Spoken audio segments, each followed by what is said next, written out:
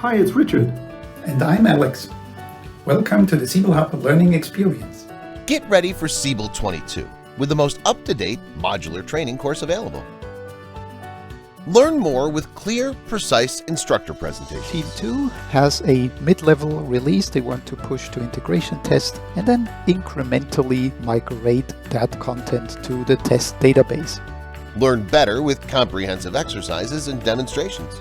Now the next step to be executed is the business service, and we can click Simulate Next. This executes the business service and we can inspect the output in the workflow process data panel. Learn faster with high-quality course materials.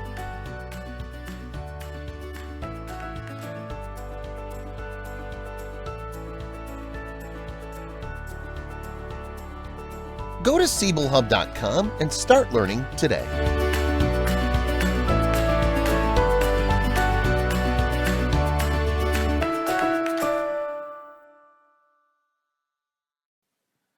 Hello and welcome to this appendix chapter for Siebel Open UI.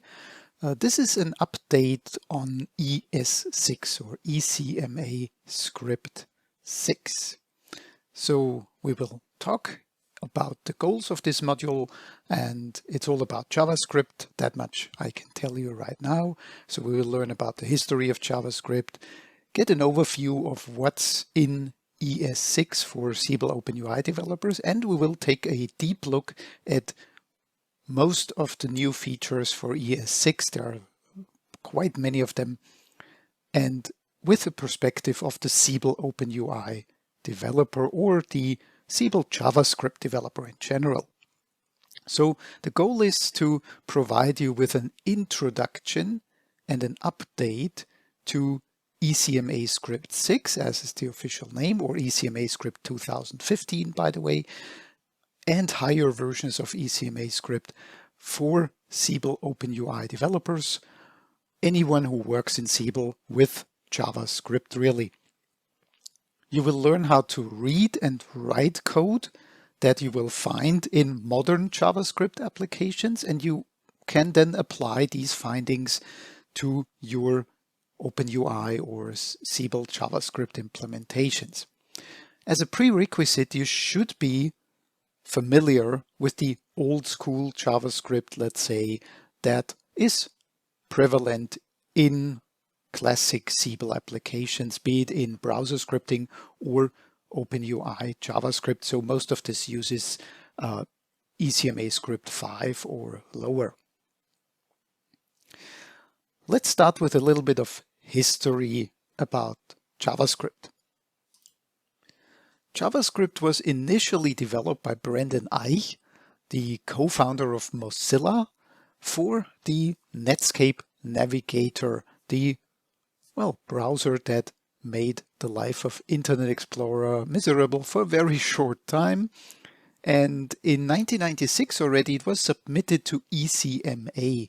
Now ECMA stands for the European Computer Manufacturers Association, and that is the governing body for the reference for ECMAScript, as it's then called, but it's also known as JavaScript ever since. In the 2000s, the dominance of Internet Explorer from Microsoft, it basically won the first browser wars, and its own JavaScript implementation, they call JScript, together with ActiveX, stalled any development on JavaScript, really. Only 5 years later, when Firefox came out and open source libraries such as jQuery came out, that sparked a renaissance of plain JavaScript, not the Microsoft version of JScript. And Internet Explorer was on the decline already, and the death blow was administered by Google Chrome that came out in 2009 with its V8 engine, the very powerful JavaScript engine that was adopted by almost every browser vendor then. ECMAScript 5 came out in 2009, the JavaScript that we're probably familiar with. Also, server-side JavaScript made an appearance in the form of Node.js, a framework that allows you to execute JavaScript outside of the browser on any machine, so similar to Java literally. And in 2015, ECMA published the reference for ECMAScript6, which is the main reason you're watching this video. ECMAScript6 introduced so many modern features like classes, etc. And it really gave JavaScript a boost. Although the browsers and all the other vendors support ECMAScript 5 or earlier, so it's truly backward compatible. There's rarely any deprecated function or so. At present, at the time of this recording in 2022, there's ECMAScript 2022. There's almost a yearly release, and it is said that 98% of websites, or almost every website, uses JavaScript in one form or the other. So you can find more about JavaScript on its native birth ground, the internet, of course. And speaking of internet resources, you might be interested in reading the ECMA 262 specification, which is the official programming language specification for ECMAScript or JavaScript. You might be interested in finding well-documented references. One of the best references for JavaScript for a long time has been the MDN, the Mozilla Developer Network, and you find a link here on the slide or through a simple Google search. Then there's a website called caniuse.com, which is really useful if you want to check, is that fancy function really supported in the browser my customer uses? So there's a screenshot also on the slide. For this slide deck, we have taken many inspirations from javascript.info, a series of free modern JavaScript tutorials, one of the best places to learn JavaScript as a rookie or even as an experienced practitioner. There's a lot of things to learn there, and there are a lot of commercial training offerings on JavaScript.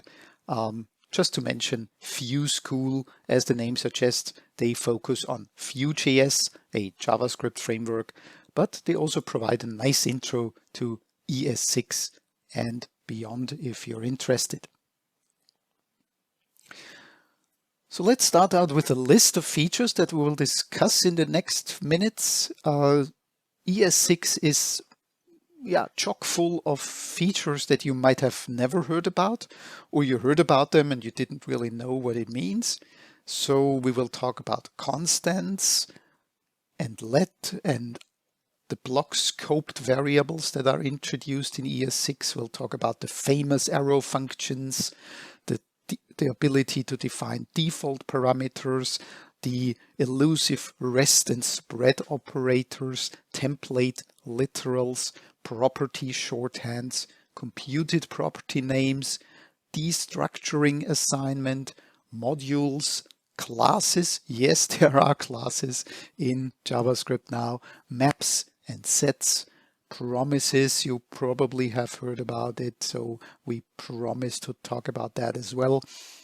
The symbol type, iterators, generators, and there are also a few of localization or internationalization features.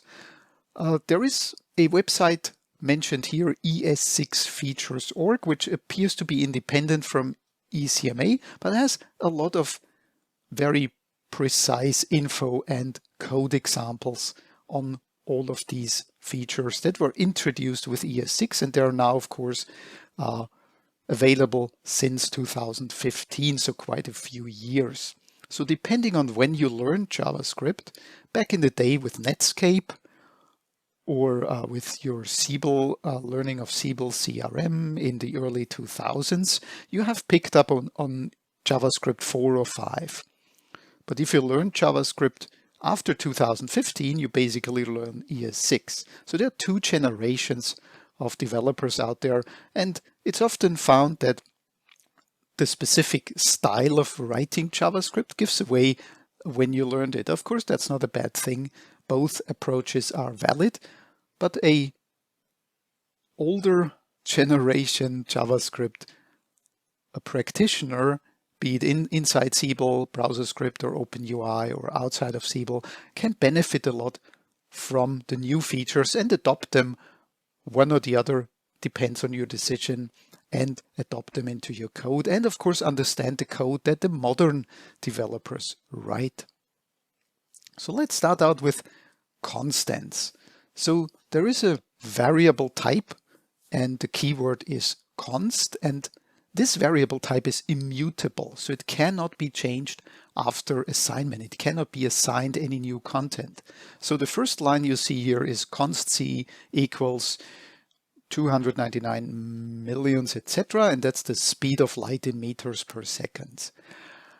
So that's a classic constant. It does not change. And we can put it out in the console, of course. And we see the speed of light is in meter per second, 299,792,458 meter per second. I didn't check it on that, but it's probably close. Now let's try to assign a new value by increasing the value +1, so trying the impossible here, and we get an type error. Assignment to constant variable is not allowed. So you see immediately constants are for values that will assigned once and will never change throughout your script.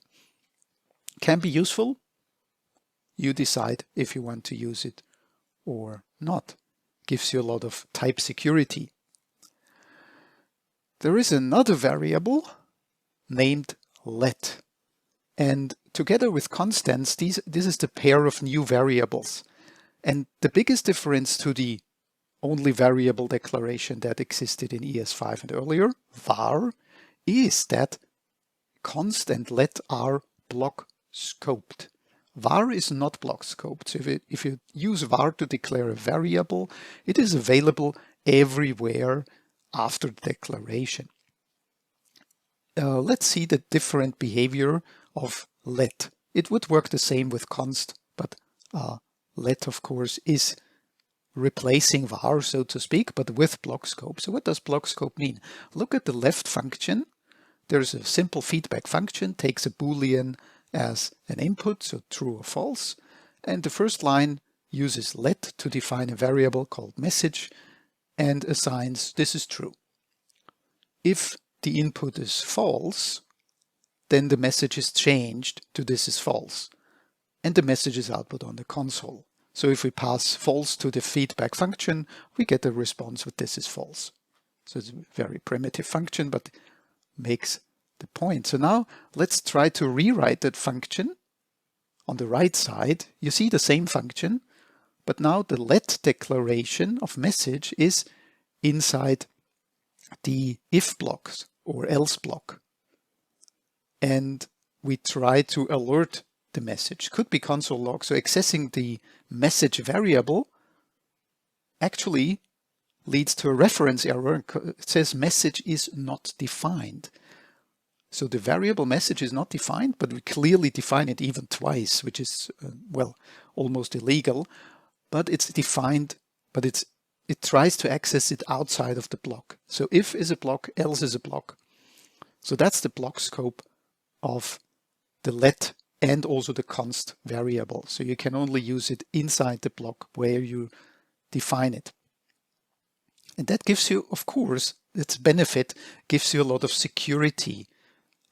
With var, there can be overrides that happen that you don't realize in the first place and you get a bug. So let is a bit more, gives your code more stability. And well, jokingly, at the least, var is for boomers. So old school JavaScript code is, of course, using var because there was, at the time of writing, there was only var. For modern code that you write in 2015 and later, at the time of recording, it's 2022. So strive to use let instead of var. But don't go overboard. You don't have to refactor all your code. If it works with var, it's fine. let has been introduced for the very reasons we mentioned. There's a lot of literature that you can find on the internet, and just approach it in a relaxed state. So use let to declare variables, and you're probably on a safer side. Use const when you really need a constant, and use var if you like. All three are valid. Now let's go down to arrow functions. So this is a very controversial topic for the boomer generation like myself. I'm outing myself here. I learned JavaScript more than 20 years ago. Arrow functions are an alternative to function expressions. So if you look at the function ES5 sum here in the example, you see it's declared as a function called ES5 sum. It takes two parameters, a and b, and it returns the sum of a plus b. Easy as pie. Now, could you write this any shorter? And the answer in ES6 is yes. So let's define a function. So the first thing you see, there's no function keyword. Okay, so the word function has been removed. So we use let. So it's really a variable now, but anything is an object in JavaScript. You could use const as well. ES6 sum, a new function, is declared as two parameters a and b being passed into the function which returns a plus b. So this is how you can read it. So on the right side you see the stripped down process of converting an ES5 function into an arrow function. So first you remove the word function. The arguments are placed in brackets. If it's a single argument, you can remove the brackets or parentheses. Then you put everything in one line. And the arrow icon, or the equal sign and greater than sign forming the arrow, is between the arguments and the body of the function. So you can place the body of the function in brackets, in curly brackets, or if it's just one line and returns, you can even remove the word return. So that's why these functions are so short. So it's really a shorthand for functions. So if you have a single argument and one line of return, on the right hand side, example 3 is the shortest you can write the function that returns a plus 100. So arrow functions are discussed greatly on the internet. You have a link there for your reference to the MSDN page for arrow functions. Take a moment, give it a try. You will find that it's very useful for short returns, so for a callback function that returns one line. But for larger function definitions, personally, I would not recommend using it because it eats into the readability of your code. So it's an alternative to function expressions. Also, if you define functions in the old or new way, when you declare the parameters inside the parentheses, then you can assign in ES6 the default value right in the function declaration using an equal sign and assigning a value to the parameter, which will be used as the default if no value is passed in for that parameter. So on the left-hand side, that function f takes 3 parameters, x, y, z, and returns the sum of the 3. If you call that function with only an input value of 1, you still get 50 because y and z are initialized with 7 and 42, which is 49. So 1 plus 49 is 50. In ECMAScript6 on the right-hand side, you see that, and which is what we have done so far always, you have to check if the variable is undefined and then assign the value. So you have, well, for each variable with a default value, you have 2 lines of code, which you can now just simply get rid of. Another interesting operator, so to speak, has been added in ES6. It's the 3 dots or ellipsis operator, and that can be used to define a parameter in a function declaration as a REST parameter. Now, this has nothing to do with the REST API or so. It can be a little bit misleading. So in the example show name function that you see here, we take the first name and last name, and then basically the function accepts any number of titles that the person might have. So you never know how many titles there are. So the 3 dots operator is used before titles to indicate that this is a REST parameter. So it's converted to an array of, well, the rest of the parameters.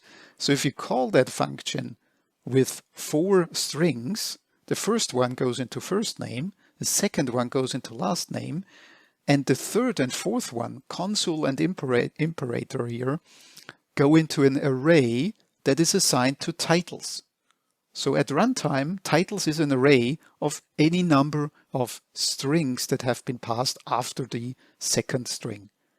So you can use that, of course, to do what you please, but you have to understand that it will be converted into an array. So very useful if you don't know how many parameters your function will have to take.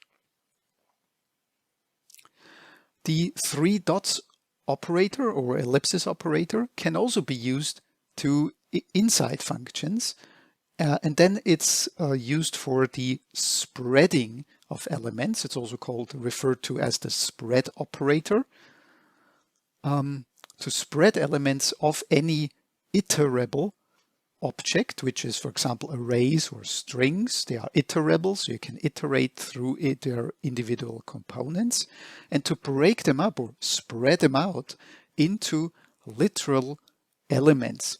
So here's an example. There are 2 arrays, array 1 with 1, minus 2, 3, and 4, array 2 with 8, 3, minus 8, and 1.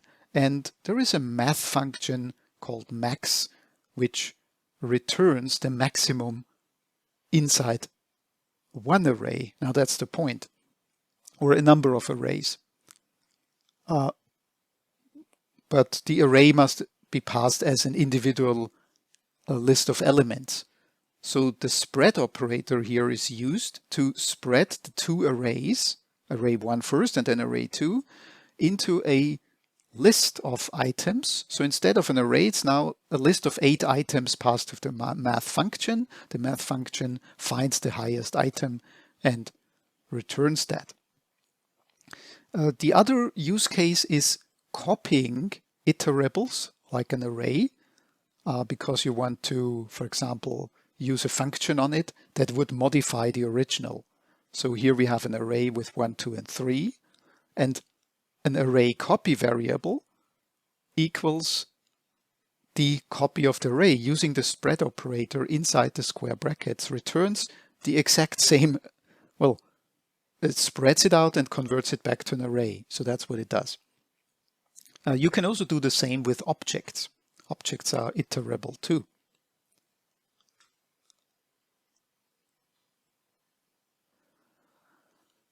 Another feature in ES6 are template literals. Now that's a very academic way to say concatenate with templates, literals and templates.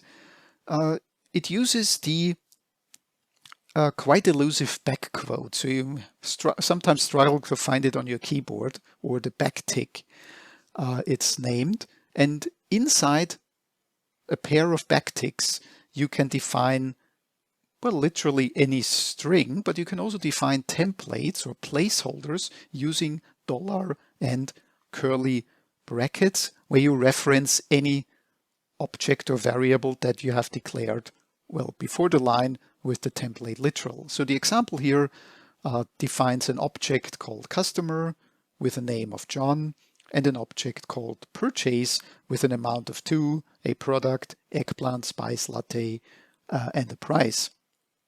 And the console log line uses the template literals technique to concatenate the information in those objects into a single message string. Customer John purchased 2 eggplant spice latte for $13.80 each.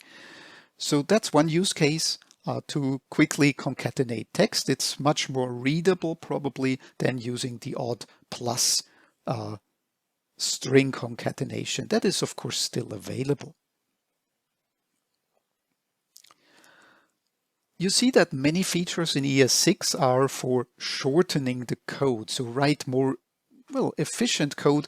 Of course, always be careful you don't eat into your readability. You want to be able to read the code 10 days later, 10 months later, or 10 years later. So make sure it's still readable while being short and super efficient. So for object initialization, very often we have variables, like in this example, we have x equals 10 and y equals 20. And we want to create an object with those two values, not changing the name of the variables. So in ES5, you would have to write the curly brackets and then x colon x, y colon y. So that's a little bit redundant. And now in ES6, you can just use the variable names and the object will be instantiated with the keys using the variable names and the values, of course, using the variable values immediately. So you don't have to type these redundant variable names.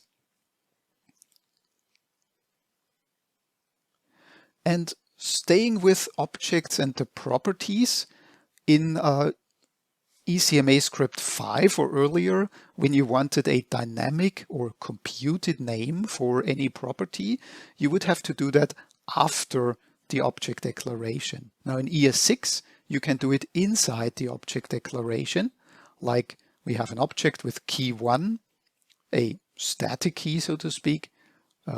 That's the key name with a value of value 1.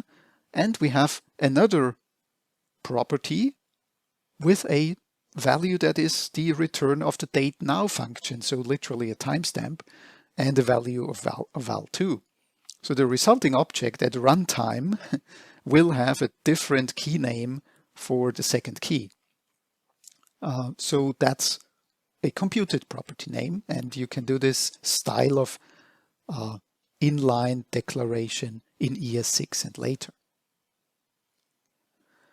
Another very interesting concept in ES6 and later is destructuring assignment. So an assignment that destructures the object on the right side of the equation. And the object on the right side of the equation can be an iterable, like an array. The example is a variable with name. It's a simple string, Casey Cheng. And we have an empty object. Notice that it's empty, user. And now we want to fill the object with the first and last name, the result of the split function on the name string. It's an array of two values, Casey and Cheng, and it will be immediately assigned to user.firstname and user.lastname correctly. The first value of the array goes to the first key, the second value goes to the second property. So that is named destructuring assignment and can help you make your code a lot shorter while still maintaining readability. And especially in Open UI or in any larger implementation of JavaScript as Siebel, you use library files, library JavaScript files where you keep your library functions, your utility functions, and so forth. And you can keep doing so and reference those functions, but in ES6 there is the ability being added to define modules. So module is simply a separate file with typically one exact function or object or variable. And here's an example with 3 files. So we have a file called math.js in the lib folder, and that exports 2 things, a function of sum and the variable pi. Well, it should really be a constant, shouldn't it? And there's some other JavaScript file, some app.js, which then imports everything from math, now using the file name without .js, including the folder. So as is an alias, so now you can use math or any alias you choose to address the function or the variable using the dot notation. So you can define, for example, a primitive console logging of 2 times pi is the result of the sum function in the math library, let's call it that, that you defined as the import alias. It's a bit dangerous to use math here because there's a math library in ECMAScript with uppercase M. Maybe use something else like math utilities or something like that. Other app.js is a third file that imports, shows the import differently as basically 2 variables that you can now use after the import statement. So you have variable sum and pi imported from the math.js file. So that export and import functionality and modules in general can be useful for some situations when you have lots of functionality to implement and you want to reuse it. And implementing functionality and reusing it is object-oriented programming, more or less. Now, JavaScript is not an object-oriented language, but for a long time we have mourned or grieved about the lack of a proper class element or class type. Now with ES6 we have it, so we can define classes using the class keyword. So here's a class called shape, and of course, as you would expect, it has a constructor function called constructor, which takes the input like ID, X and Y, and you can define any other functions or methods inside the class, like a move method, which takes X and Y and applies the X and Y properties to the class object. So the class has 3 properties, ID, X and Y, so more or less coordinates. So on the right hand side you see a variable rect defined as a new object of the type shape, so a new class instance, if you will, with an ID of R1 and Y and X and Y assigned 10 and 20. So if you can now use that new object of the class shape like any other object. So ID will be R1, X is 10 and Y is 20. Now you can apply the move function shown below on the screen. For example, move it to 5 and 5. And after that, the move function will have been applied and X and Y change accordingly. Now, what would be classes without inheritance? And as you would expect, there is the extends keyword. So you can create a class like circle that extends the shape class. So of course it inherits every property and method from the parent class. You still have a constructor function, and inside a, let's call it child class, you must use the super function. So there's a new function super, which you have to call inside a class that extends another class to instantiate, well, the parent with the values that you pass on to the parent. And here you see for the circle, there's a fourth property called radius. Now, let us create a variable called circ as an instance of the circle class. You can assign the 4 properties to the circle, and you can still call the move function that is shown on the previous slide. It's from the shape class, where of course the move function is inherited in the circle class.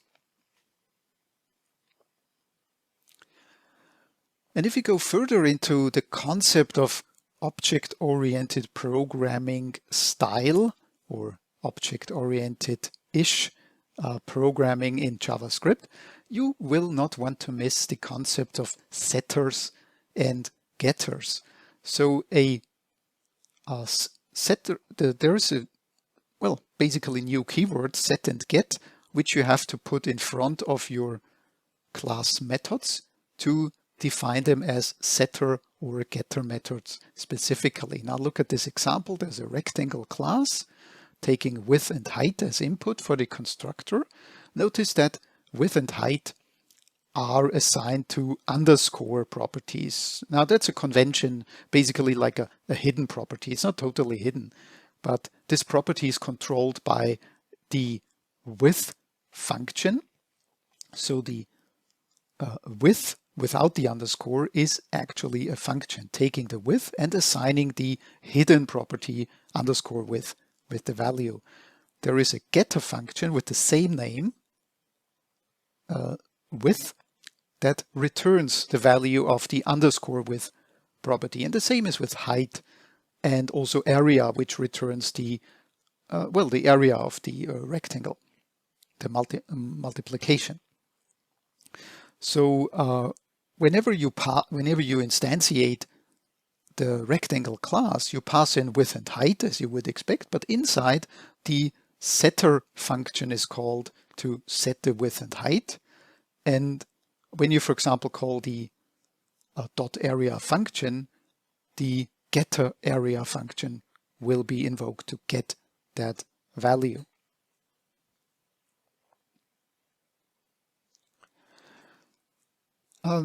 So it has been a lot already, but we still have a lot to talk about, as ES6 is really chock full of features.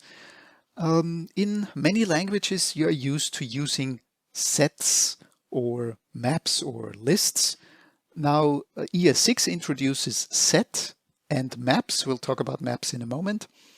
A set is a collection or a set of values without any keys, so just or a list of values, if you will, but don't confuse it with Siebel LOVs. The benefit of a set is that each value can occur only once, and the values are stored in the order of addition.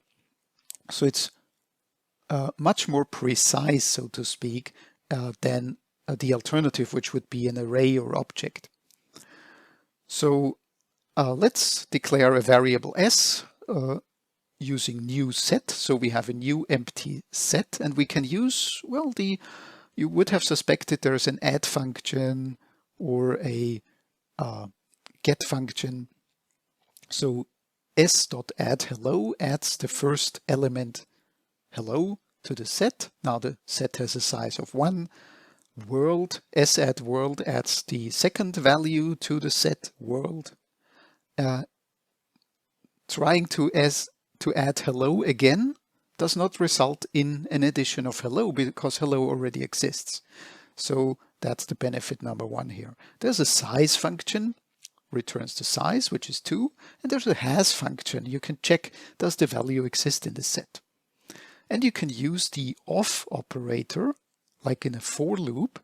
Off can be used for any iterable. So set is a new type of iterable, like array and object and string. So for key of s.values, so s.values being repeated, log the key, and the values function basically returns the one value after the other. So console log is called twice here for hello and world.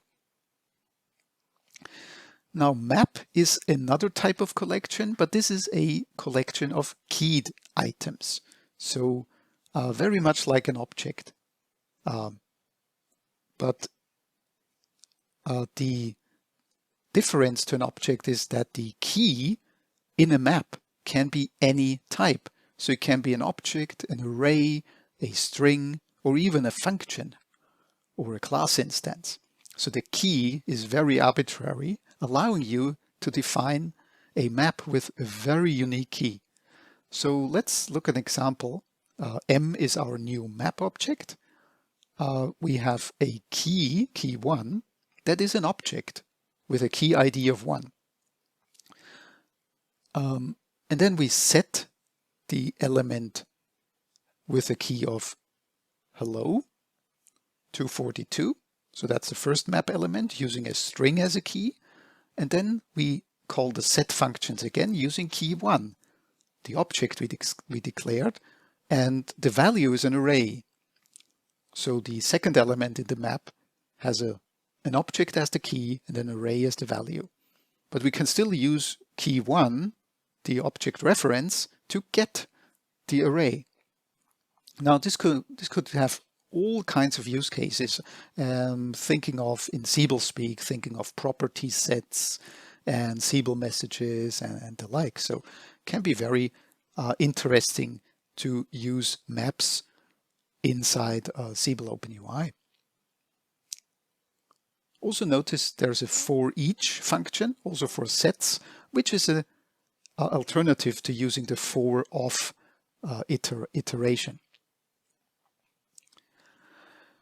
Working with objects also has a few benefits in ES6. For example, the object type has an assign function. Now, how does this work? Let's look at the example. So we have 3 objects here, test, source 1 and source 2, being initialized with 1 or 2 properties respectively. Now, the 4th line in the code uses object.assign, so the assign function of the object type, and using as input the first parameter being the destination object, and any other follow-up parameter being source objects, like source 1 and source 2 being the source object. Now, what happens to test if we output the destination object? It has essentially been merged with its initial properties and the properties of source 1 and source 2, applying uniqueness. So if the same property key is used, the property is not repeated, but the value might have changed. So look closely at the properties. QX still has 0. Foo has 3 because source 2 is the value of 3. Source 1 has a value of 1 for foo, and bar has a value of 2, and bas has a value of 4. Now that's the destination object after the assign function. It's essentially merged, making this a very powerful function if we want to combine information from various objects. Not only objects have gotten new features, but also arrays. Now in ES6 you have many new functions for arrays. Let's look at some interesting functions here. We have an array 1, 2, 3, 4, 5. We can use the find function. It takes as an argument, it takes a callback function. So we see the arrow function in action here. Basically return everything, or return the first element, find the first element that is greater than 3. So it returns 4. Find index returns the index of the first element that is greater than 3 in that case. So the index of 4 is 3, and find last returns the last element in the array after the element that is greater than 3. So that returns 5. So find index, and find last are examples for the new array functions in ES6. The string object also gets a few new functions, especially search functions, which might be very handy, shortening the code, functions, self-explaining functions like starts with. But starts with has a twist. It also takes a second argument to start looking at the index. So for example, starts with age returns true for a string of hello. starts with hello, starting looking at the first index, still returns true because that's the string at this position. There's an includes el, returns true for hello. And there's an ends with lo, returns true for hello. There's also a repeat function, which, well, we just mention here honorably. Repeat does what it says on the tin. It repeats the string for the number of times. For numbers, we have type and safety features now. We have an is_nan, is not a number function, which you can call with a number as input, returns false because 42 is a number, yes, and nan itself is not a number, so that's true. There's also an is finite function, so you can check for finity or infinity, and is safe integer, so you can check your integers if they're not too long for an integer, for example. Now let's talk promises. We promised to talk about promises. So what is a promise? In real world, a promise is a statement you make where you, well, promise the other person that there will be an action or an outcome in the future. In programming, we often make calls, especially to other systems, where we have to wait for the result, but we actually don't want our code to wait. We want the code to continue.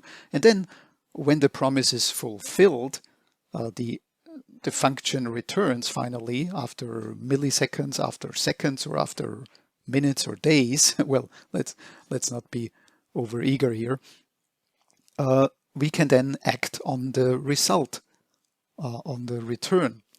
So promise is a technique that has been introduced with ES6. You basically write a function that returns a promise object. So the caller has that promise object and can check on its state. So the initial state of a promise will always be pending. So we don't know yet has it been fulfilled or not. The state can also be fulfilled. So that means the operation, the function completed successfully, or rejected. There was an error. And on the promise object, you can, on the return value of that function, you can apply the .then or .catch methods. Then to process the successful response, and catch to process any failures. Your then and catch methods might also return a promise, so there could be a chain of events being promised. Now let's put that into an example. So here in the code you can see we have a custom function. So first we have a variable, network available equals true. So that's a global variable. Then we have a function connect to network, which returns a new promise. So that's how you do it. And the promise function takes a resolve or reject argument. We use the arrow notation here as well. So the function body evaluates if the network is available. And of course, that's a very simplified way, but imagine a more complex call to another server to verify if the network is available. And if the network is available, we resolve the promise. So we signal successful connection with a return value of connected. Else, if the network is not available, we reject. We basically send an error or an exception with network unavailable. So when you call that function, connect to network, you get a promise object.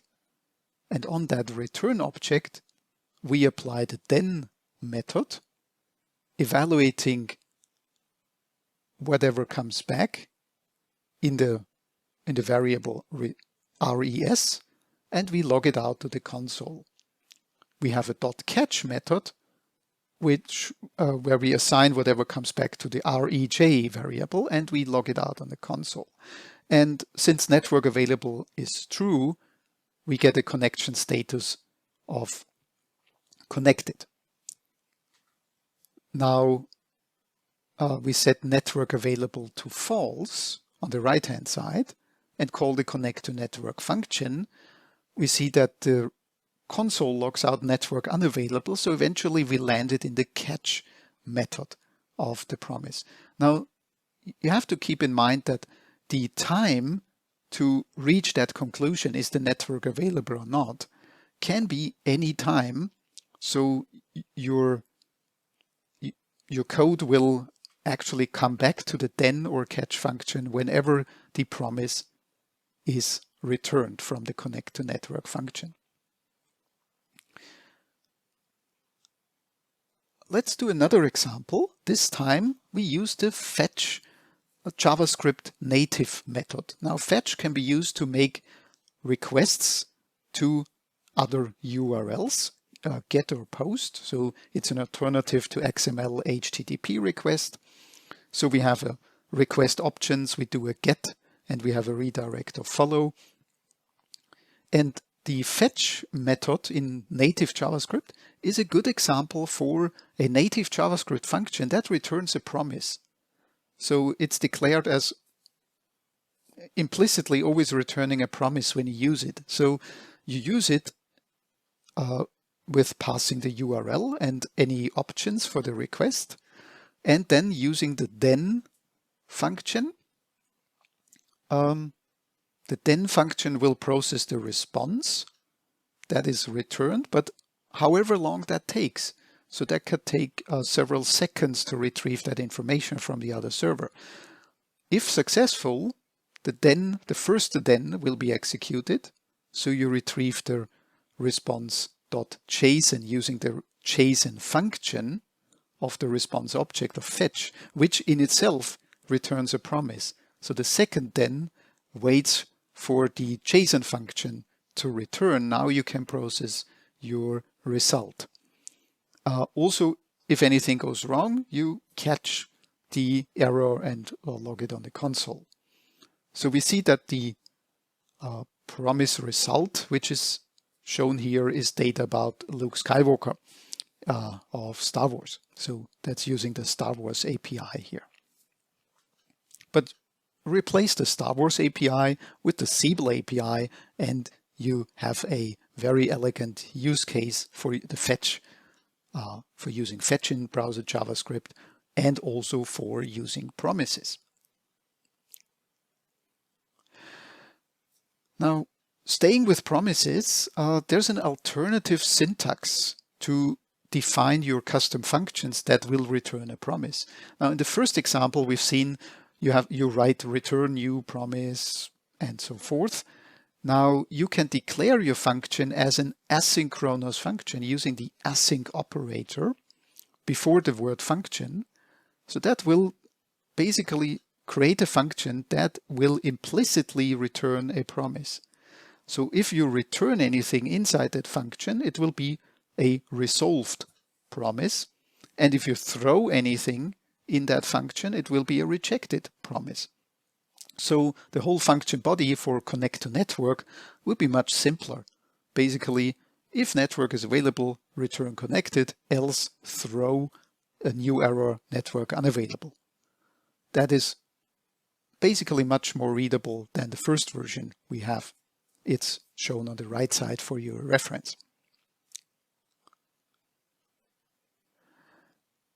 Now, inside and only inside an asynchronous function or a module, you can use the await operator. So if you have a function that returns a promise like the fetch function, and you are inside an asynchronous function, you can use the await keyword to, well, wait on that line for the promise to be returned. So that means the code will be halted until this line has executed. If you don't use await, your code will continue to run and will come back to the callback then function or catch. So the example here is, well, in an async body, basically, in a async wrapper function, we declare a constant data, which is the return value of fetch. So we use the Star Wars API again to fetch some data and wait for it. We await the result. Now it's guaranteed that data will be assigned at anything but after the fetch function has completed. So that could take any number of seconds. The second line, where we declare constant JSON data, waits until the data.json function has returned something, and then it will continue to console log. So async, using await inside an async of wrapper function, is a good way of writing code where really each line waits on its execution and only then the code will continue. It's an alternative to using then and catch that we have already discussed.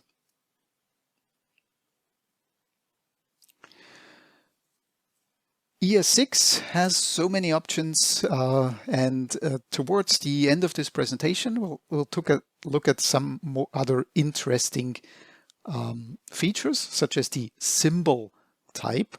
So it's a new type of object called symbol, and a symbol can act as a always unique identifier. So you assign it a value or a property, but inside the JavaScript framework, symbol will always be unique. So ID, the ID symbol that we declare, has a, let's say, name or reference of ID 1, but it will always be unique. So it's a symbol instance. So we can use it, for example, inside a object to assign a unique ID property. Remember the computed properties. So while the ID is of type symbol, so it's always unique for the user object. So that is, of course, a little bit far-fetched to use inside Siebel, but it could be helpful that you now have a type that you can use as a unique identifier. If you're keen on writing your own customizable iterators, you can do that in ES6 and higher. So the example here creates a Fibonacci sequence. Look up Fibonacci on the internet if you're not familiar with that. And you see that the symbol.iterator method has to be used to define the iterator. So now Fibonacci is an iterable, but with a special behavior. It's not just 1, 2, 3 or so, it's really Fibonacci numbers. So if you use the off operator that you can use because iterator generates an iterable, you can use the off iterator like as shown in the code. Let n of Fibonacci, well, let's stop at 1000 and log the Fibonacci numbers on the console. It's not showing all the numbers here.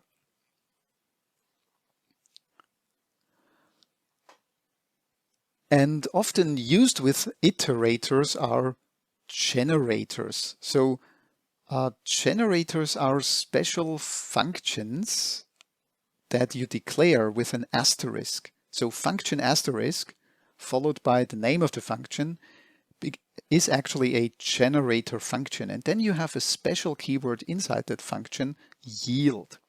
So what happens is if that function is running, it will yield at the first yield statement and return that value. And then you have a next function, which returns the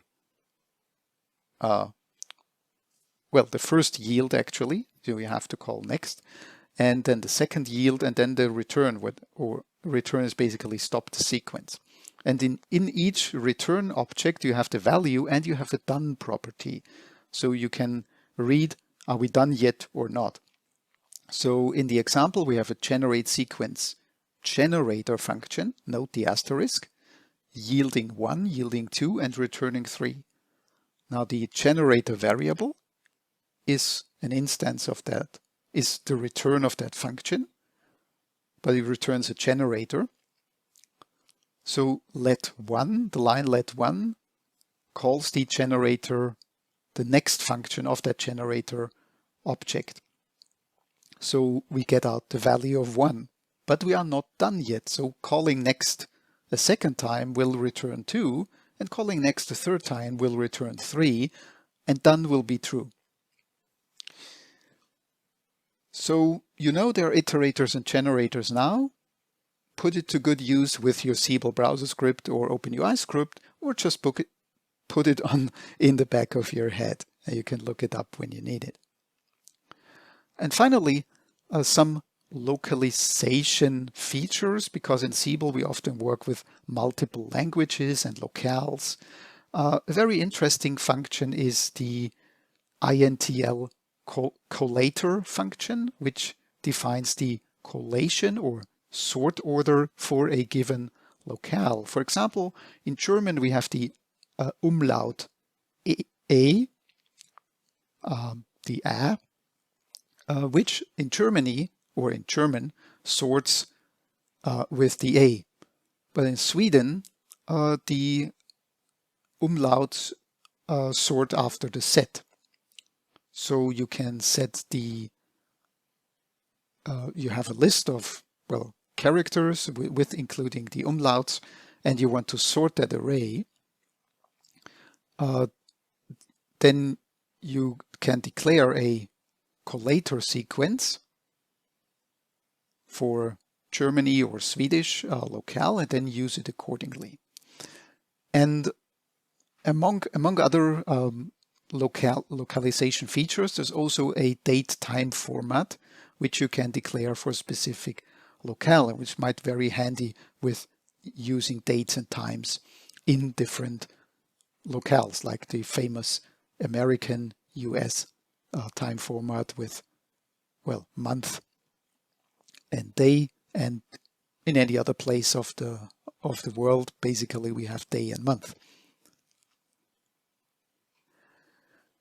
So in this presentation, we have learned a lot about JavaScript and, of course, ES6, ECMAScript6 or 2015 and higher versions.